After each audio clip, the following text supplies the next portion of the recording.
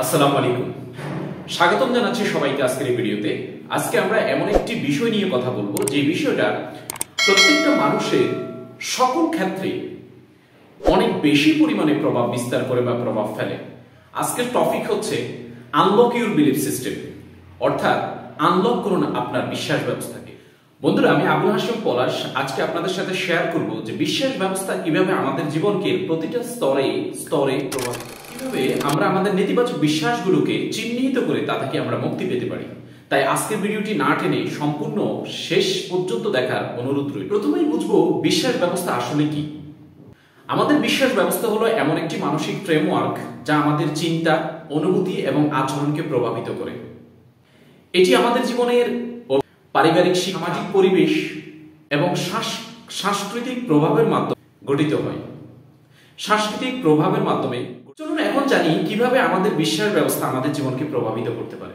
যেমন ধরুন, কেউ যদি চিন্তা করে যে সে জীবনে কখনোই সফল হতে পারবে না, তাহলে সেই জীবনে কোনো কাজেই সফলতা অর্জন করতে পারবে এবং কোনো কাজ সেই সঠিকভাবে করতেও পারবে না। অপরদিকে যদি কেউ মনে করে যে এই জীবনে সেই সফল, তাহলে সেই জীবনের প্রতিটা কাজে সাহস এবং আত্মবিশ্বাস নিয়ে এগিয়ে যেতে পারবে। এই পর্যায়ে আমরা জানবো যে কিভাবে আমরা আমাদের নেতিবাচক বিশ্বাসগুলোকে চিহ্নিত করতে পারি এবং তা থেকে আমরা মুক্তি পেতে পারি। প্রথমত, আপনি আপনার নেতিবাচক বিশ্বাসগুলোকে চিহ্নিত করুন। যখনই কোনো নেতিবাচক চিন্তা আপনার মাইন্ডে আসবে বা মনে আসবে, তখন তা লিখে রাখুন।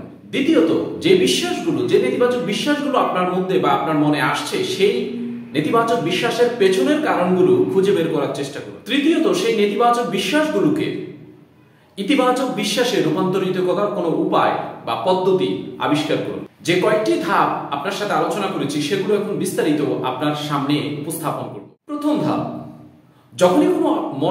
যখনই আপনার মনে কোনো নেতিবাচক চিন্তা আসবে, তা আপনি চিহ্নিত করুন এবং তার স্বরূপ আমি এটা করতে পারবো না। এই চিন্তাগুলো লিখে রাখলে আপনি সহজে বুঝতে পারবেন যে কোন কোন খারাপ বা নেতিবাচক চিন্তা। দ্বিতীয় ধাপ, সেই নেতিবাচক বিশ্বাসগুলোর পেছনের কারণগুলো খুঁজে বের করা। কেন আপনি এই বিশ্বাসগুলো পোষণ? আপনার অতীতের কোনো অভিজ্ঞতা, সামাজিক প্রভাব বা পারিবারিক শিক্ষা এর জন্য দায়ী। যেমন ধরুন, আপনি ছোটবেলায় কোনো কাজে ব্যর্থ হয়েছিলেন এবং সেই ব্যর্থতা আপনার মনের মধ্যে নেতিবাচক বিশ্বাস তৈরি। তৃতীয় ধাপ, নেতিবাচক বিশ্বাসগুলোকে ইতিবাচক বিশ্বাসে রূপান্তরিত করা। উদাহরণস্বরূপ, আমি এটা করতে পারবো না, এটাকে পরিবর্তন করে বলুন আমি চেষ্টা করলে অবশ্যই এটা করতে পারবো। এই পরিবর্তনের প্রক্রিয়াটি ধীরে ধীরে শুরু হবে, তবে এটি আস্তে আস্তে আপনার জীবনকে সম্পূর্ণরূপে পরিবর্তন করে দিবে। বন্ধুরা, মনে রাখবেন, আমাদের বিশ্বাস ব্যবস্থা আমাদের জীবনের প্রতিটা ক্ষেত্রে প্রভাব ফেলে। তাই আসুন আমরা আমাদের নেতিবাচক বিশ্বাসগুলোকে চিহ্নিত করি, তা থেকে মুক্তি পাই এবং আমাদের ইতিবাচক বিশ্বাসগুলোকে আরো বেশি। আজকের এই ভিডিওতে যে বিষয়গুলো নিয়ে আলোচনা করেছে, যে কয়েকটি পয়েন্ট নিয়ে আলোচনা করেছে, সেই পয়েন্টগুলো যদি আপনার ভালো লাগে তাহলে ভিডিওতে অবশ্যই লাইক করবেন। কোন পয়েন্টটি আপনার ভালো লেগেছে সেটা কমেন্টস বক্সে জানাবেন এবং আপনি যদি এই চ্যানেলের প্রথম এসে থাকেন তাহলে অবশ্যই চ্যানেলটি সাবস্ক্রাইব করবেন, পাশে থাকা বেল আইকনে প্রেস করবেন যাতে পরবর্তী ভিডিও আপডেট মিস না হয়। Till the time, go self made.